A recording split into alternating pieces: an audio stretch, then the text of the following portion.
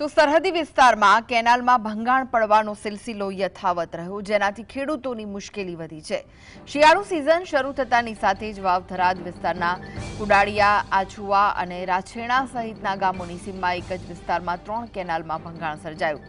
કેનાલોની પૂરતી સફાઈ વગર પાણી છોડવાના કારણે આ ભંગાણ સર્જાયું, ખેડૂતો જણાવી રહ્યા છે। રાછેણા પાસેથી કેનાલમાં તો 40 ફૂટ જેટલું મોટું ભંગાણ પડ્યું। કેનાલનું પાણી ખેતરોમાં ફરી વળતા રવિ સિઝનના વાવેતરને મોટું નુકસાન થયું। પહેલા કમોસમી વરસાદ અને હવે કેનાલ ભંગાણથી ખેડૂતો ત્રાહિમામ પોકારી ઉઠ્યા છે। એક જ અઠવાડિયામાં 5 કેનાલોમાં ભંગાણ પડતા ખેડૂતો માટે પાયમાલી જેવી સ્થિતિ સર્જાઈ। તંત્ર તાત્કાલિક પગલાં ભરે તેવી માંગ કરાઈ છે।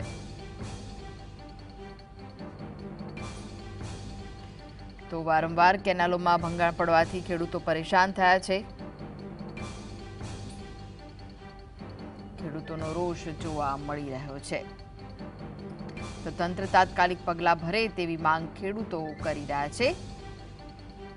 પહેલા કમોસમી વરસાદ અને હવે કેનાલ ભંગાણથી ખેડૂતો ત્રાહિમામ પોકારી ઉઠ્યા છે।